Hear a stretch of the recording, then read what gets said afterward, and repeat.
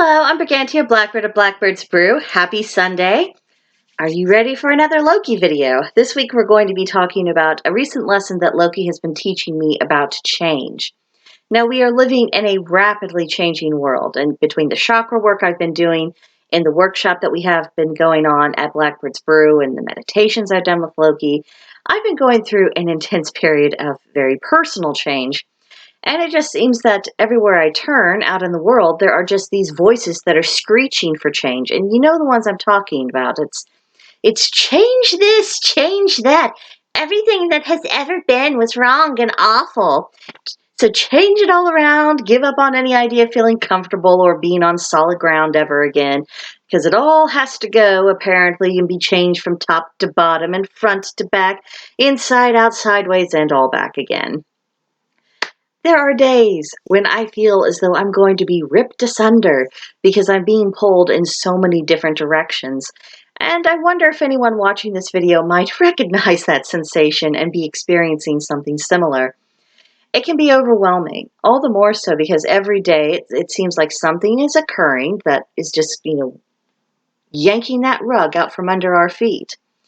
So this has been a recent topic in my meditations with Loki, and I've been asking him more and more about the nature of change. What does it mean to truly change within yourself? What does it mean for the world to be experiencing changes? What does it all mean? And am I always going to feel as though I'm caught in the middle of a whirlwind for the rest of my life? Because I don't know about you, but if that's going to be the new status quo, I'd like to prepare accordingly. And his response to all of these inquiries has been pretty multifaceted. And it's because it is very complicated issues and with lots of subsidiary issues that are all interrelated. But the first thing that he did was to address the difference between the personal process of change I've been dealing with internally, and then there's what's happening in the wider world. So making personal changes, it's all part of a refining process. It promotes growth and enables the natural maturation process to carry on as it should. But the calls for change in the world are something different. Many of those voices are focused solely on the external, not just because they care so much about injustices in the world, be that injustice real or imagined, but because they are running away from what lurks within their own souls. So the journey of personal growth and change, that isn't really something that ends, as we all know, but we can reach benchmarks. We can reach moments of rest and relaxation and times where we can just absorb where we've been in one chapter of our lives before moving on to the next. This is when we know we've achieved real progress and we've learned the lessons, and in due course we'll be able to pass those lessons on to others who need them. And it's all part of being that chain of humans that goes on into the future. But becoming more aligned with our true nature, not only makes it easier for us to walk our own paths, but it bestows a sense of peace. We have purpose, and having that purpose allows us to prioritize things in life, and we learn not to be, tossed about by every single passing wind, because not everything that we come across has anything to do with our purpose in life or what we're meant to be doing. We can be comfortable inside our own skins, and that sense of comfort is in some ways the destination itself. It provides the stability we require for future stages of personal evolution, but we can develop a more solid core of who we are, what we're about, and really the work we're meant to be doing within this lifetime. Now, the shrieks for change of one kind or another from the outside world are extremely different. For many people who are in that situation, not only is this telling the world that it has to change to suit yourself, that's not just a means of being distracted from what you ought to be doing, which is improving, their own characters and conduct. But it's about being dragged into a war without end. There's no destination, there's no benchmarks of progress, no real victories to point to, just an eternal struggle in which your enemy is always wrong and you are always the suffering virtuous. And any change that's successfully imposed on the rest of the world, it's never enough. There's no sense of enjoyment from it. There's no rest. There's not even having a sense of, oh, conditions have been improved. This is a thirst that cannot be quenched, a hunger that cannot be satisfied. And what Loki has given me to understand is that what this is, it's actually a really sick and twisted form of greed. And it's manifesting as the most destructive form of chaos that there is. This is not the chaos that breathes life into structures created by energies of order. This is tearing things down just to tear them down, and then wondering why the people involved in the tearing down feel worse than when they started. So I have brought up the question of okay, this is going on. How can I best deal with this? You know, this storm of people wanting destructive change, it's going to continue to rage on until they either destroy themselves completely or that they run out of energy somehow to continue on with the madness. I think that much is self-evident at this point. And neither I nor anyone else can pull someone out of that storm unless they are wanting to escape it. And that desire has to come from within them. It's not an outside in process, it's an inside out. And more to the point, I can't just block out or ignore what's going on. The lunatics are not going to leave me or anybody else alone.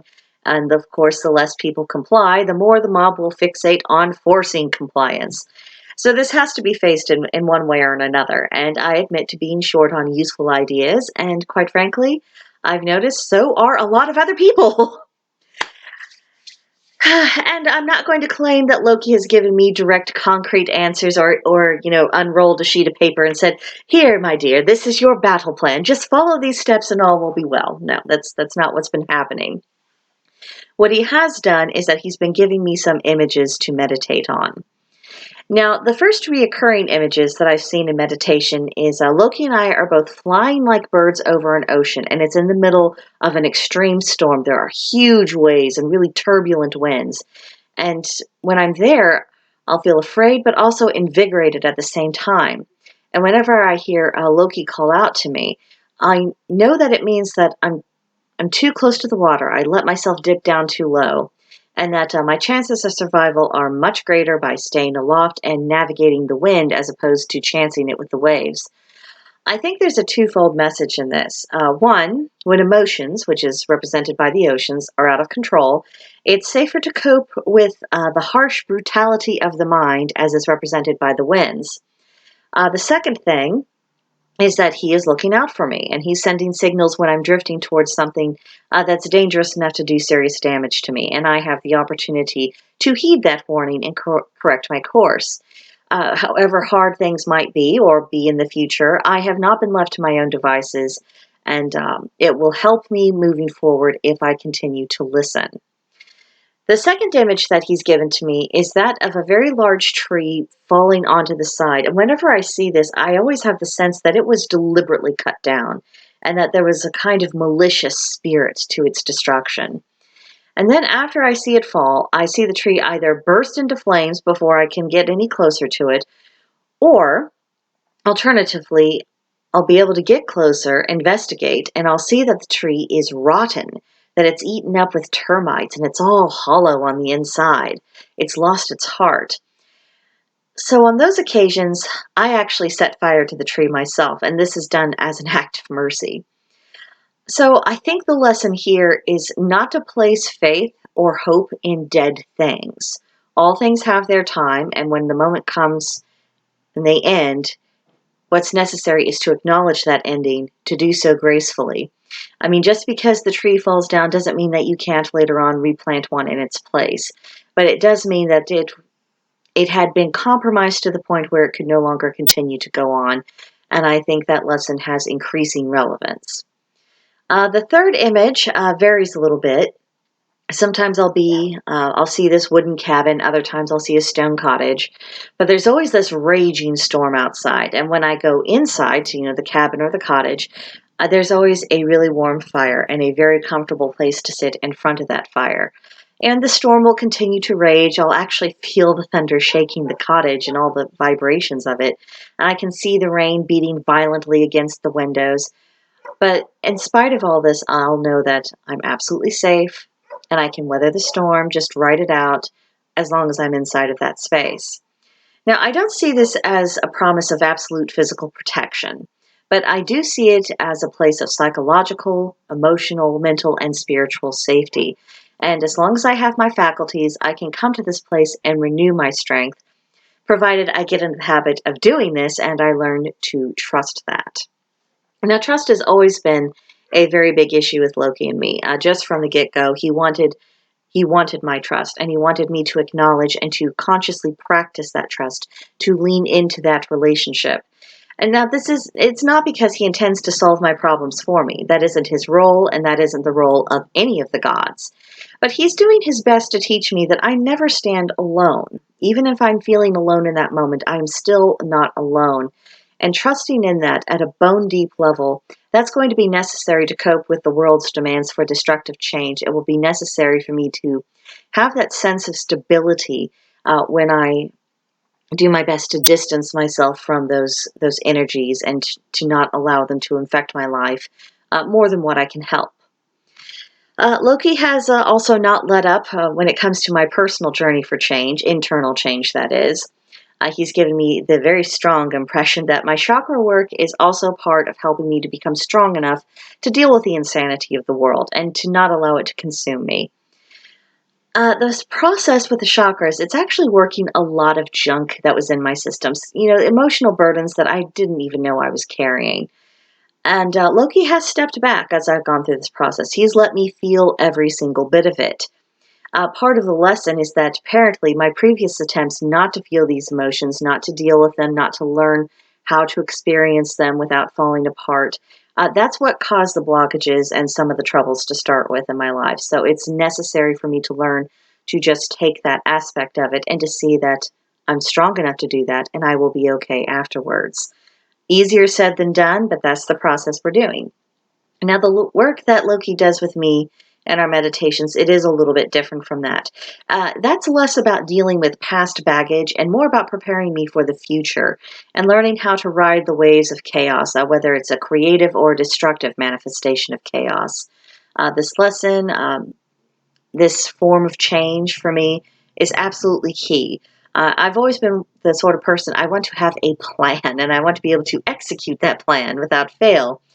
And Loki isn't really telling me to stop planning, but he is saying that I need to learn how to adapt more swiftly when the plan is dashed to pieces, and not to mourn the loss of the plan, but to refocus on what practical and sensible steps I still have available to me that serve the purpose of my ultimate goals. So that is what where Loki has left me so far when it comes to dealing with change and the different kinds of change, the changes that we need to experience in our lives, and the really destructive ones that are being imposed on all of us, and how we don't um, need to really engage with that more than what we have to.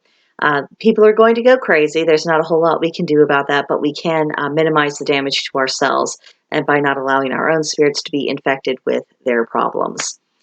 So, if you would like to carry on with this discussion, I'd be very happy to do so. You can come and visit me and the rest of the crew at Blackbird's Brew. There is a link to join us in the description box below. And in the meantime, please subscribe to this channel, like the video, leave a comment, and I'll see you in the next one. Bye-bye.